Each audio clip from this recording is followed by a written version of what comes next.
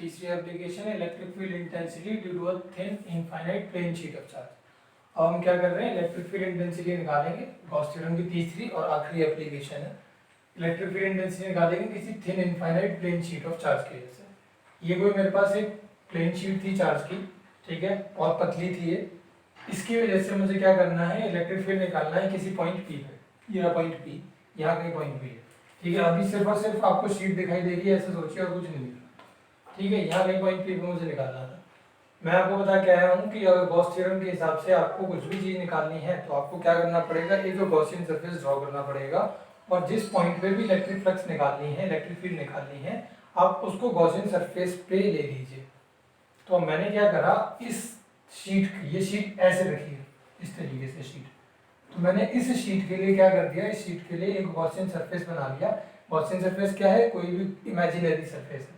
किसकी फॉर्म में बनाया, सिलेंडर की फॉर्म में बनाया, और ऐसे बनाया सिलेंडर की फॉर्म में कि ये सपोज करिए जैसे ये शीट है, ये इस तरीके से है, तो ये जो सिलेंडर है ये पियर्स करता हुआ इसे इस तरीके से रखा हुआ है। आधा सिलेंडर इस तरफ है और आधा सिलेंडर इस तरफ है, कुछ इस तरीके से। ये जो मेरा हाथ है ये शीट है, और ये सिलेंडर गॉसियन सरफेस है जो हमने यहाँ से बनाया है। ये इसके बीच में से पियर्स करते हुए जा रहा है, और आधा सिलेंडर इस तरफ है, आधा सिलेंडर इस तरफ है। जो जिस पॉइंट पे आपको इलेक्ट्रिक फ्लक्स निकालनी है वो किस तरफ है, वो पॉइंट पी यहाँ कहीं इस तरफ, ठीक है। इस तरफ है पॉइंट पी यहाँ पे, जहाँ पे आपको इलेक्ट्रिक फ्लक्स निकालनी है। वापस से मैं इस तरीके से कर देता हूँ डायग्राम को। अब सबको पता है गॉसियन सरफेस पे क्या होता है, इलेक्ट्रिक फील्ड आउटवर्ड डायरेक्टेड होता है। गॉसियन सरफेस पे इलेक्ट्रिक फील्ड आउटवर्ड डायरेक्टेड है, तो ये देखिए ये बना रही इलेक्ट्रिक फील्ड। एन वेक्टर की डायरेक्शन सबको पता है, जिस भी पॉइंट पे बनाना है एरिया वेक्टर आउटवर्ड ले लेते हैं, नॉर्मल ले लेते हैं। यहाँ पे एरिया वेक्टर आउटवर्ड नॉर्मल, यहाँ पे area vector outward normal. Electric field इस तरफ, एरिया वेक्टर ऊपर, एरिया वेक्टर ऊपर, ठीक है। ये जो सिलेंडर यहाँ जो हमने बनाया है, इसकी लेंथ मैंने क्या ले ली, जैसे अभी ये दिखाया था ना आपको, लेंथ क्या ली है इसकी 2r ली है। ये वाली इधर वाली लेंथ r है, और इधर वाली भी लेंथ r है, ये दिखाया गया यहाँ पे। ये r लेंथ हो गई, ये r लेंथ हो गई, और चार्ज इस पे यूनिफॉर्मली डिस्ट्रीब्यूटेड है, ठीक है। ये सब चीजें हमने कंसीडर करी हैं। और क्या चीज मानी है हमने, ये बोला कि ये कोई चार्ज कैरी कर रही होगी, तो ये एक सरफेस है शीट का, तो इस क्या होगी, सरफेस चार्ज डेंसिटी भी होगी इसकी। वो सरफेस चार्ज डेंसिटी क्या है, वो सपोज कर लीजिए सिग्मा है सरफेस चार्ज डेंसिटी, ठीक है। तो ये जो बातें मैंने बोली हैं, अगर आप चाहें तो आप लिख भी सकते हैं इन्हें। जो मेन चीजें हैं लिखने लायक मैंने यहाँ पे लिखा दी हैं, लेकिन बाद में हो सकता है चीज आप भूल जाते हो, तो आप नोट कर लीजिएगा इसको जो मैंने बोला था। सरफेस चार्ज डेंसिटी शीट के लिए सिग्मा मान ली। इमेजिन कर लिया एक सिलेंडर जिसका क्रॉस सेक्शन एरिया क्या है, ds है। इसका क्रॉस सेक्शन एरिया मतलब ये वाला एरिया होगा, ये जो एरिया आता है यहाँ पे, इसका ये होता है एरिया ऑफ क्रॉस सेक्शन। सबको पता होगा सिलेंडर का एरिया ऑफ क्रॉस सेक्शन ये होता है। तो area of cross section ds है, किसके अराउंड, p के अराउंड। लेंथ क्या है सिलेंडर की, 2r है। वो शीट को पियर्स करते हुए जा रहा है, जैसे कि अभी मैंने आपको दिखाया था, ठीक। अब सिलेंड्रिकल एजेस पे देखोगे तो ई वेक्टर और एन वेक्टर के बीच में, एन कैप के बीच में कोई एंगल बन रहा है, दोनों पैरेलल तो थीटा 0, यहाँ पे भी थीटा 0, ठीक। तो हमने बोला नाउ एट सिलेंड्रिकल एजेस, ये वाली एज q और एज p पे देखोगे तो ई वेक्टर और एन कैप पैरेलल है, मतलब क्या हो जाएगा, थीटा बराबर हो जाएगा 0। थीटा बराबर 0 के तो अब इतना लंबा मैं करके दिखाऊंगा आपको, थीटा 0 के बराबर पुट करके और ईडीएस निकाल के दिखाऊं, वो बहुत बड़ी बेवकूफ़ी होगी। इसलिए मैंने डायरेक्ट आपको बता दिया कि आप फ्लक्स निकालोगे इस पॉइंट पे तो ईडीएस आ जाएगी, सिमिलरली पॉइंट क्यू पे निकालोगे तो ईडीएस आ जाएगी। सब निकाल सकते हैं, 3-4 बार करा चुका हूँ पिछली 2 एप्लीकेशन में। नहीं समझ में आ रहा किसी को ये, तो आप यहाँ पे बीच में ये स्टेप बना भी सकते हैं और निकाल के दिखा भी सकते हैं। एक एक करके पी के लिए निकाल लीजिए, पी के लिए निकाल लीजिए, उसके बाद में एड ऑन कर लीजिएगा।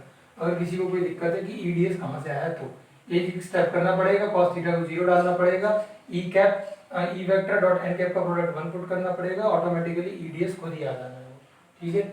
ईडीएस प्लस ईडीएस बराबर आ गया किसके, 2 ईडीएस के बराबर। Now at curved surface E vector is perpendicular to N vector.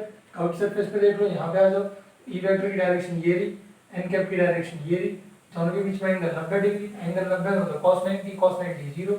तो इसका मतलब फ्लक्स को कंट्रीब्यूट करेंगे, ये बिल्कुल भी नहीं करेंगे। कराया था ना ऐसे एक डेरिवेशन पीछे, वहीं से तो चल रहा है सेम बिल्कुल। तो फ्लक्स को कंट्रीब्यूट नहीं करेंगे, फ्लक्स को कंट्रीब्यूट नहीं करेंगे, तो यहाँ से अगर इस वाले के लिए बोलना चाहो फ्लक्स, यहाँ पे फ्लक्स के लिए क्या हो जाएगी 0।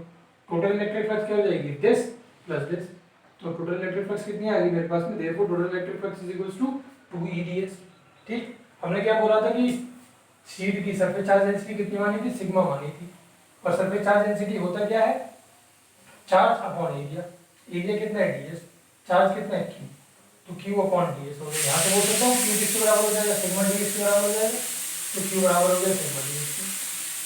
फाई ई, ये देखिए यहाँ पे लिख के आया ना अभी, फाई ई बराबर है किसके, 2EdS के, ये रहा टोटल फ्लक्स 2EdS के बराबर है। तो फाई ई जो कि किसके बराबर होता है according to Gauss theorem, Q upon epsilon naught के बराबर होता है, बराबर हो गया किसके, 2EdS के। यहाँ से पुट कर दिया 2EdS।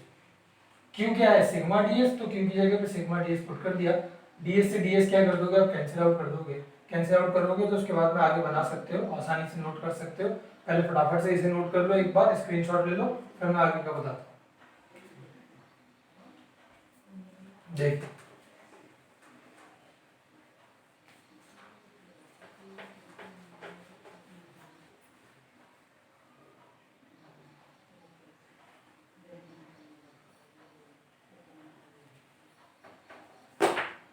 क्या हो जाएगा यहाँ पे, अब हमें निकालना क्या होता है, ई निकालना होता है। तो यहाँ से ई सबको दिख रहा है, ई किसके बराबर आ जाएगा, सिग्मा अपॉन 2 एप्सिलॉन नॉट। और यहाँ से सबको दिख रहा होगा clearly that E does not depend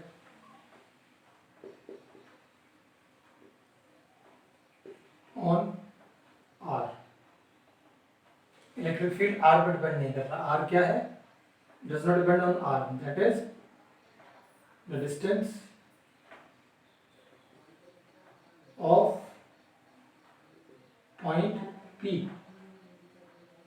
from the sheet. Depend ही नहीं कर रहा, आर पॉइंट कितनी दूर है यहाँ शीट से, इस पर तो डिपेंड ही नहीं कर रही इलेक्ट्रिक फील्ड, क्लियरली यहाँ से दिखता है। लेकिन अभी पीछे दिखा के आए थे, स्फीयर के लिए भी और वायर के लिए भी, दोनों आर पे डिपेंड कर रहे थे, यहाँ नहीं कर रहा है। ठीक है, ये एक चीज नहीं है यहाँ पे। और जैसे वायर में आपको electric field linear charge density की टर्म्स में बता के आए थे, वैसे यहाँ पे भी नोट कर लीजिएगा, नोट डाल के 2 पॉइंट जैसे वहां पे करे थे।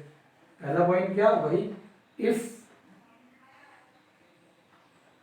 चार्ज इज पॉजिटिव, अगर चार्ज पॉजिटिव हो जाता है, चार्ज पॉजिटिव हो जाता है इसका मतलब क्या है, दैट इज जो आपकी सरफेस चार्ज डेंसिटी सिग्मा है, अगर वो ग्रेटर देन 0 होती है, then E vector will be radially outwards. ये देखिए जैसे अभी इस डायग्राम में आपको दिखाया है, चार्ज पॉजिटिव है, सिग्मा अगर ग्रेटर देन 0 रहेगा तो, अगर इसी का वाइस वर्सा करके लिख लीजिए, इफ चार्ज इज नेगेटिव, अगर चार्ज नेगेटिव है तो क्या हो जाएगा, तो सिग्मा जो है वो लेस देन 0 हो जाएगा। अगर सिग्मा लेस देन 0 हो जाएगा, देन क्या हो जाएगा, electric field will be radially, होगा तो रेडियली, वही रेडियली क्योंकि गॉसियन सरफेस पे रेडियली रहता है, बस आउटवर्ड्स की जगह क्या हो जाएगा, इनवर्ड्स हो जाएगा। ये बातें जरूरी डेरिवेशन के लिए नहीं होती हैं, ये बातें जरूरी हैं 1 मार्क के क्वेश्चन के लिए, जो कि 20 आने लग गए।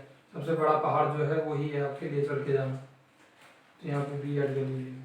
ठीक, उम्मीद करते हैं समझ में आई होंगी आपको तीनों एप्लीकेशन।